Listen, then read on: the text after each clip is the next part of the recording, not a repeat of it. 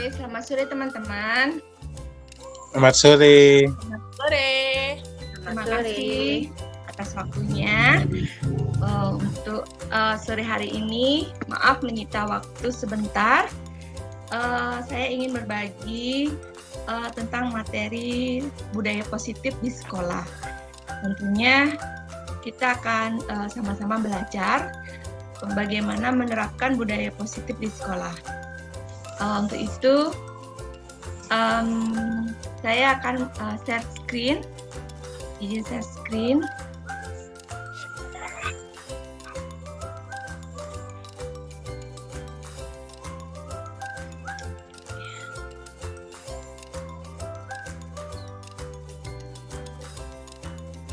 Apakah materinya sudah terlihat?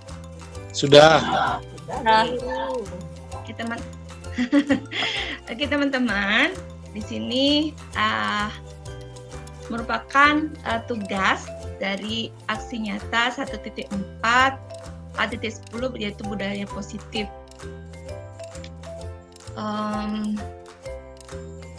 Itu aja.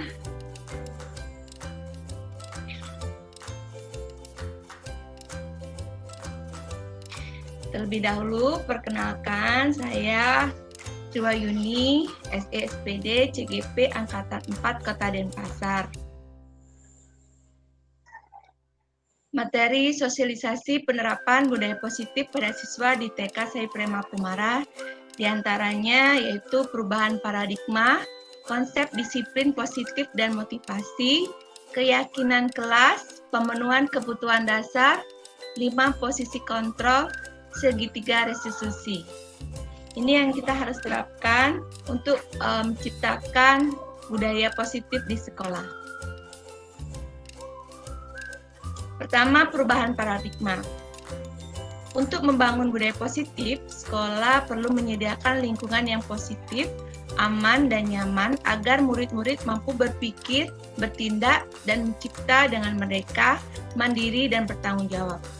Menurut Fulan, budaya sekolah adalah keyakinan-keyakinan dan nilai-nilai yang terlihat dari bagaimana sekolah menjalankan aktivitas sehari-hari. Budaya positif perlu dikembangkan di sekolah karena mutu sekolah dapat dilihat dari budaya positif yang dikembangkan oleh semua komponen sekolah. Dalam mewujudkan budaya positif, peran guru memegang peranan sentral, sehingga guru perlu memahami posisi yang tepat untuk dapat mewujudkan budaya positif baik di lingkup kelas maupun lingkup sekolah. Perubahan paradigma, bila kita ingin membuat kemajuan perlahan sedikit demi sedikit, ubahlah sikap atau perilaku Anda. Namun bila kita ingin memperbaiki cara-cara utama kita, maka kita perlu mengubah kerangka acuan kita. Ubahlah bagaimana Anda melihat dunia, bagaimana Anda berpikir tentang manusia, ubahlah paradigma Anda. Selanjutnya, yang kedua, konsep disiplin positif dan motivasi. Menurut pemikiran Ki Hajar Dewantara, sejalan dengan pandangan Diane Gossen, di mana disiplin itu berarti belajar. Untuk menjadi seorang murid atau pengikut, seseorang harus paham betul alasan mengapa mereka mengikuti suatu aliran atau ajaran tertentu. Sehingga motivasi yang terbangun adalah motivasi intrinsik, bukan ekstrinsik. Adapun 3 motivasi perilaku manusia, 1 didasarkan untuk menghindari ketidaknyaman atau hukuman. Ini adalah motivasi ekstrinsik. Untuk mendapatkan imbalan atau penghargaan dari orang lain, juga ini adalah motivasi ekstrinsik. Dan yang ketiga, untuk menjadi orang yang mereka inginkan dan menghargai diri sendiri dan nilai-nilai yang mereka percaya. Ini adalah motivasi intrinsik. Tujuan dari disiplin positif yaitu menanamkan motivasi yang ketiga pada murid-murid kita, yaitu menjadi orang yang mereka inginkan dan menghargai diri sendiri dengan nilai-nilai yang mereka percaya. Ketika murid-murid kita memiliki motivasi tersebut, mereka telah memiliki motivasi intrinsik yang berdampak jangka panjang.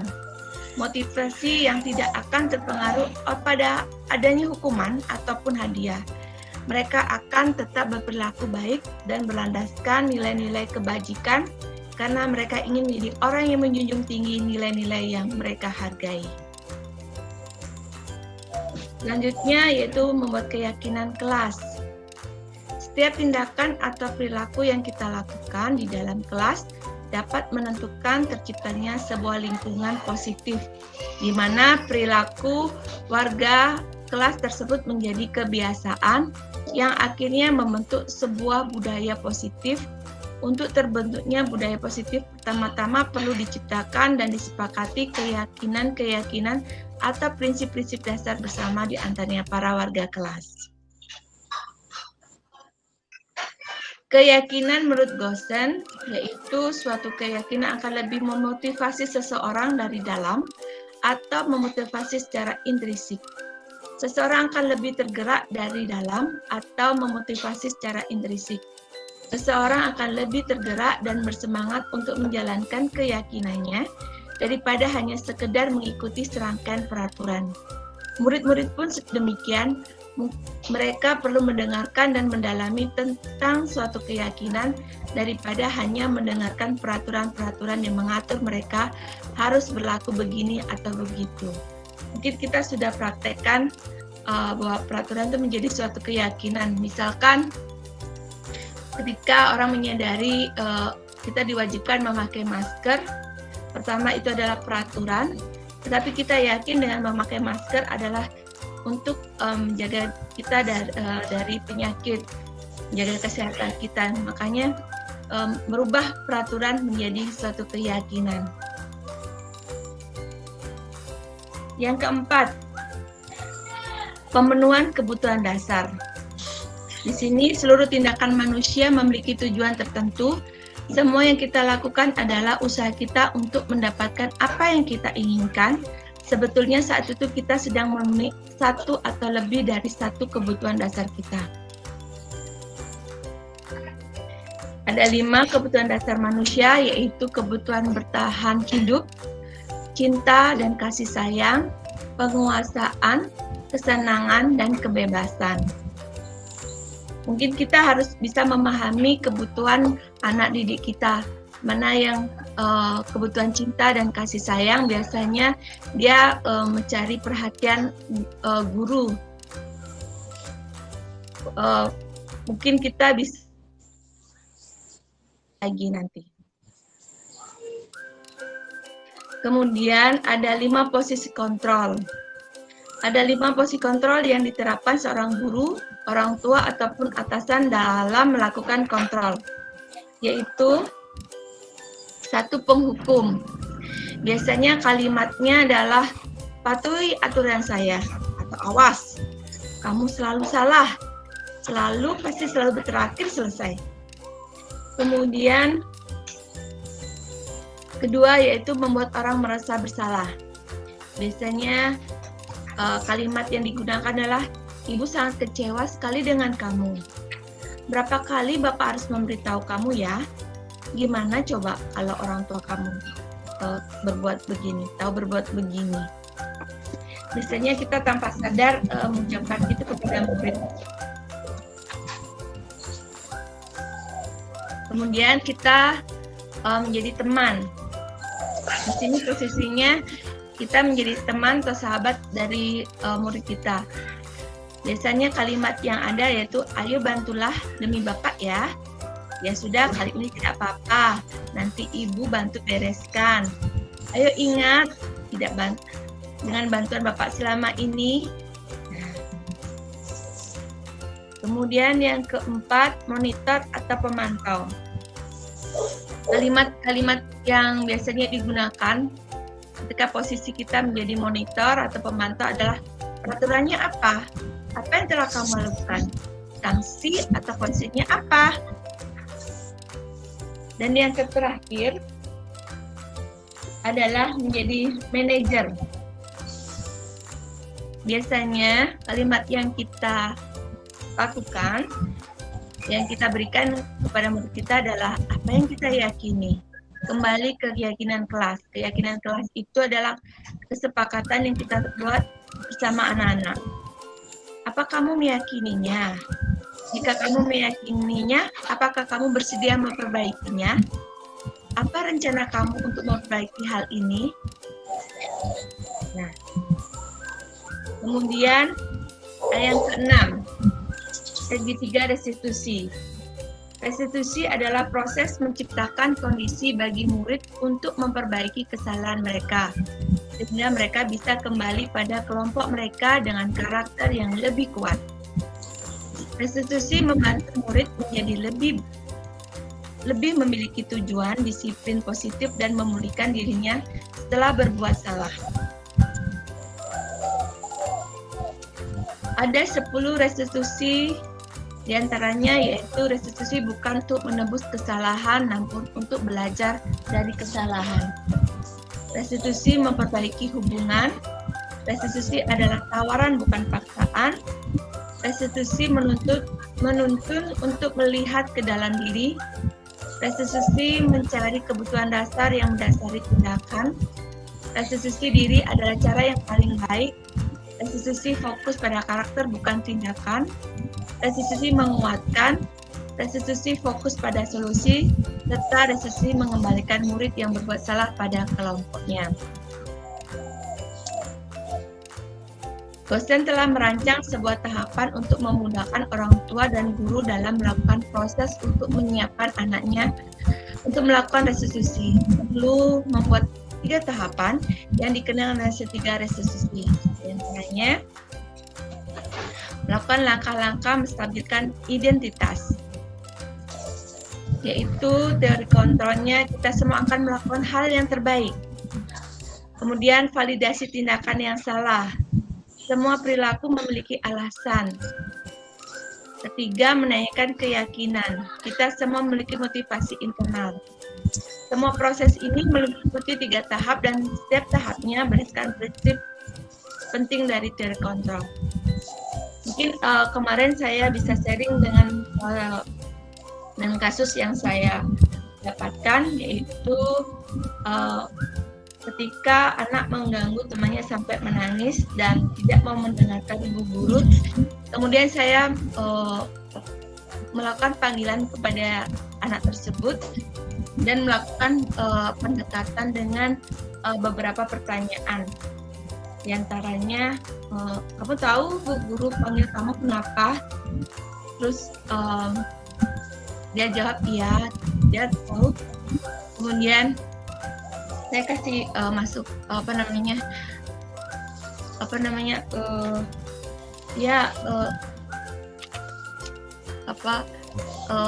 manusia itu memang selalu nggak sempurna ya, nggak apa-apa, tapi kamu harus gimana caranya kamu perbaiki kesalahan ini. Kemudian dia jawab, saya akan minta maaf pada teman yang sudah dia buat salah sampai menangis, dibikin menangis. Kemudian dia akan memperbaiki, tidak lagi lain-lain saat guru menjelaskan. Kemudian, nah ini ada segitiga restitusi. Nah di sini validasi tindakan yang salah, kamu tentu punya alasan mengapa melakukan itu. Dan jawaban anaknya pada waktu itu adalah bosan.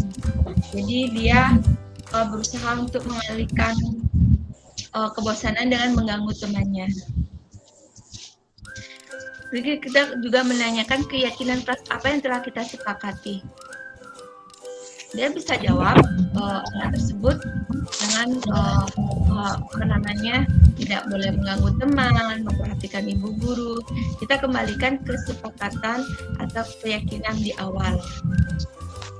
Kemudian kita meyakini bahwa kamu bukan satu-satunya yang pernah melakukan itu. Jadi anak itu tidak merasa down, tidak merasa bahwa dirinya yang selalu bersalah. Tapi setiap orang pasti akan belajar dari kesalahan untuk memperbaiki dirinya. Nah itu aja teman-teman.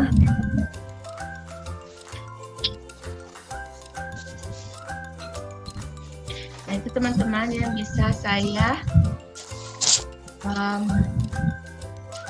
share ke teman-teman. Mungkin ada pendapat atau ada masukan.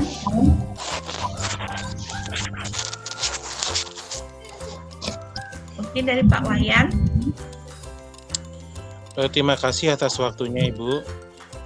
Jadi terus terang saya masih bingung untuk melakukan restitusi ini. Misalnya contoh kasusnya ya, ada seorang anak yang terlambat. Nah, apakah kita lakukan restitusi itu saat itu juga ketika ia baru masuk? Apakah kita menunggu misalnya jam istirahat itu kita cari waktu khusus apa bagaimana? Mungkin Ibu bisa bantu untuk mengatasi kebingungan yang. Terima kasih. Kalau menurut saya Pak Wayan, mungkin kita bisa melihat satu kasus itu langsung kita selesaikan. Kita panggil anak itu, kemudian kita tanya apa rasanya terlambat, ya kan?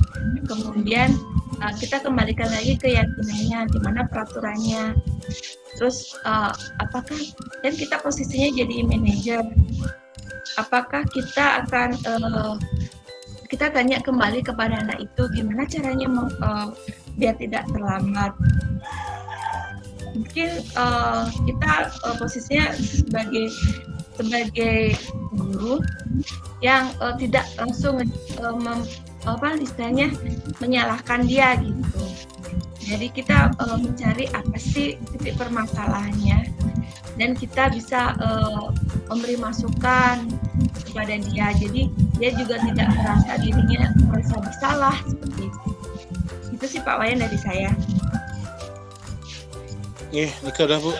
Seperti kalau memang kan misalnya dia tuh terlambat, misalnya datangnya harus jam 7.30. Terus dia datang jam 7 lebih 35 kan gitu. Udah terlambat 5 menit nih. Nah, pas kita kan sedang mengajar itu. Udah saya duduk sedang mengajar. Nah, apakah kita langsung kasih restitusi di depan teman-temannya saat itu juga? Apa kita silakan duduk dulu nanti kita lakukan restitusi biar tidak malu atau dan sebagainya seperti itu Mas Ajam? Oh, kalau menurut saya sih jam istirahat ya Pak Wayan, kita istilahnya face to face sama anak itu, jadi dia juga merasa nggak malu di depan teman-temannya. Jadi kita juga kita enak lah ngobrol sama dia gitu. Pasti keterlambatan itu kan pasti ada alasannya. Kenapa kamu terlambat itu pasti ada alasannya, mungkin macet lah, mungkin banyak gembos lah, kita kan nggak tahu di jalan seperti apa gitu. Jadi kita cari titik tengahnya lah Pak Wayan gitu. Kalau menurut saya seperti itu. Terima kasih Bu yang setuju dengan hal tersebut. Terima kasih. Mungkin dari teman-teman yang lain atau cukup? Bu Guru Yuni, Ya, luar biasa tadi pemaparannya Bu Guru ya. Tadi saya dengar menyimak tentang posisi itu, apakah kita setiap posisi itu bisa kita gunakan dalam setiap keadaan ya, misalnya sebagai manajer, sebagai teman itu. Di sini kemarin tuh waktu asinkron dengan instruktur itu, posisi yang terbaik kita sebagai guru adalah sebagai manajer. Jadi tidak sebagai penghukum, membuat orang merasa bersalah, teman, ataupun pemantau. Jadi guru diposisikan sebagai manajer. Jadi posisi manajer itu di mana kita itu mempersilahkan murid kita untuk mempertanggungjawabkan perilakunya. Jadi dengan kata-kata, dengan kalimat yang tidak istilahnya membuat mereka tuh lebih merasa bersalah. Seperti tadi kan manajer tuh mengembalikan lagi, apa kamu meyakininya gitu.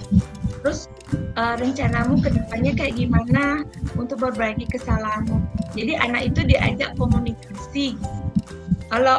Kalau posisi yang lain itu kan seperti penghukum itu lebih ngegas ya, membuat orang bersalah apalagi. seperti gini, ih kamu tuh berapa kali Bu Guru gini, tetap aja nggak bisa kan, mesti anak itu langsung down gitu. Jadi kemarin dibilang bahwa posisi guru yang lebih baik adalah posisi manajer. Itu Bu Cindy. Terima kasih Bu Guru, Ibu luar biasa. Oke, teman-teman, terima kasih ya. Ada lagi? Atau cukup? Oke, cukup ya. Oke teman-teman, terima kasih atas waktunya. Mungkin materi ini belum 100% bisa kita aplikasikan. Tapi kita akan belajar bagaimana menerapkan budaya positif di sekolah kita secara perlahan. Tentunya kita akan belajar banyak di sini karena menerapkan budaya positif itu memang sangat kita butuhkan agar anak-anak itu bisa belajar dengan nyaman dan aman dan menciptakan semua aspek yang ada di sekolah itu bekerja sama untuk mewujudkan visi sekolah kita. Nah teman-teman, terima kasih atas waktunya. Mohon maaf untuk menyita waktu dan istirahatnya lah untuk pengimasan materi. Terima kasih ya teman-teman. Terima kasih sharingnya. Saya foto dulu ya. Foto dulu ya. Tunggu sebentar. Senyum ya. Saya hitung 1, 2, 3. Oke, saya kirim ke. Saya simpan dulu deh. Terima kasih. Teman-teman boleh. Terima kasih Bu Yuni. Terima kasih Bu Dayu. Terima kasih Guru Cindy. Terima kasih Pak Wayan. Terima kasih Dek Rati. Terima kasih Bode. Terima kasih teman-teman. Terima kasih semua teman-teman. Nah, terima kasih. Dadah.